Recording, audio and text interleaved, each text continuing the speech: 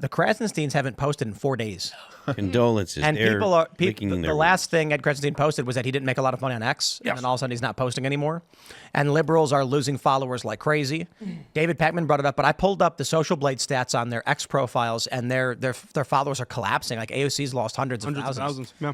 So I think they're propped up by bots. So I say meaning astroturfed, meaning fake. Well, look, from the beginning. CNN showed that chart where it's like 62 or whatever percent were Democrat, and I'm like, yeah, I wonder if that was just bots.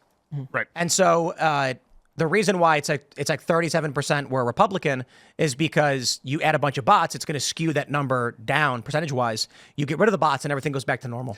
And think about the nefarious nature of this, right? So you have created a fake world through bots. You've also made it impossible to talk about the rival candidate because you'll get called a Nazi, right? So they've actually structured a fake world for everyone to live in for the last 8 to 12 years by using technology and shaming of people for regular political views. Again, Trump in process is basically just a 90s Democrat. And they've created a fake world that people are just now pulling themselves out of because the election was too big to ignore. Like they said, too big to rig. If this had been marginally close, we could still be living in that same false universe. Right, and I think that, even Gen Z has which they tend to be the most vulnerable demographic. At least that's what the Democrats thought they were. So they put out people like Harry Sisson. They put out, Olivia Juliana, whatever the big one. The one that always reminds me that fat shaming saves lives. But I think that they thought they put so much money into these Gen Z influencers that didn't relate to Gen Z at all. Because Gen Z, it came out today, again, a YouGov survey that came out today, showing that Gen Z overwhelmingly favors Trump and Trump's plans for the economy, Trump's plans for housing. Because, even over the past 4 years, Kamala and Biden have totally shut out Gen Z from buying homes. Like I'm 26. I'm right there on that line, and I'm lucky that I bought a house back in 2020 because it'd be really tough to be in a situation of a normal Gen Zer and try to buy something like that now. And they see that they're not stupid. They're not falling for the TikTok propaganda anymore. Well, it's also impossible because the candidate and that method are incongruous. So Kamala Harris is basically the old class, right? She'll only do media interviews that are pre-planned. She's only going to go on 60 Minutes. She's only going to do things where she's going to look the best possible way in the fakest possible light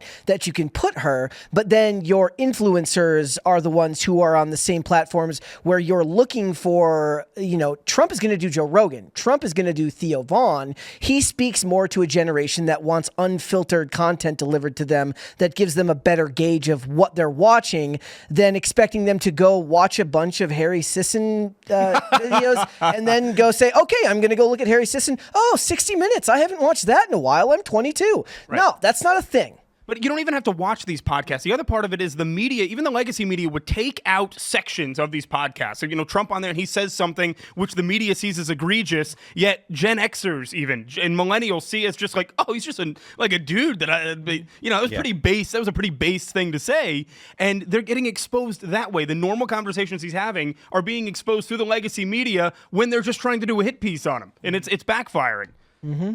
That's what's so insane to me about the Jaguar ad. You just said Gen Z got screwed, can't buy houses, can't afford groceries, and so they're gonna buy Jags now. You're gonna buy Jaguars. You got all this Jags on right. Like, how are they gonna afford it? This is a luxury car brand. Live in your Jag. To be That's fair, what they'll say. the left, the people that Jaguar is targeting with that ad are the people that are most likely to still be moved by or influenced by that kind of. That's a good point. People need to realize. Yeah. They think that Jaguar ad was for us. No, it's the not. regular person. No. It's for the uppity liberal Gen Z guy who makes $1 million working for the DNC or whatever garbage. No, the Volvo ad was for the rest of us. And the Volvo ad. Volvo ad was for the rest of us.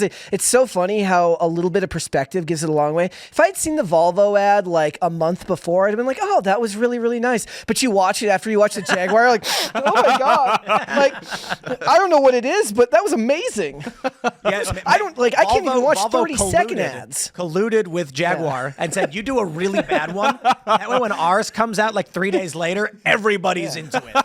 I love it. But I mean, you look, it's like, and obviously one of the things that Jaguar is pushing as well is the whole climate thing. Oh, we're gonna move to EVs for that. But they keep outing themselves again and again and again. Like Gavin Newsom came out today and said, we're not giving any money through our EV subsidies or EV credits to Tesla. So if you buy a Tesla, you can't have that. Any other electric car, you can have EV credits when you purchase one, but not Tesla. So apparently Tesla, which is by far one of the greenest companies in the world, is still not green enough for California. Right. Like, what is this all about? Well, that's the thing. It's clearly You won't it's bend the not knee. it's not about how green he is. It's all about power. Yep. So Yep. It's an Elon American company. Musk has the best EV company. They're cool. Everybody wants them. They shut him out from all of these deals, from all these meetings, and it's because Elon Musk is not in line with their cult. And ideology. many of these companies couldn't operate without Elon Musk either, because years ago, and I was young, I thought this was like a really dumb move, but I was like, okay, maybe he's onto something here. When he open sourced all of his patents and didn't charge anybody for anything, Yeah. and then he sets up supercharging stations all around the country. These EV companies, GM, Ford, whatever, they're now begging him to use this supercharger network. They are. Yeah, So they wouldn't have a company without it. They would went not to- have an EV brand. Thanks for checking out this clip from Timcast IRL. Make sure to watch the show live Monday through Friday at 8 p.m. Subscribe to this channel, and we will see you all there.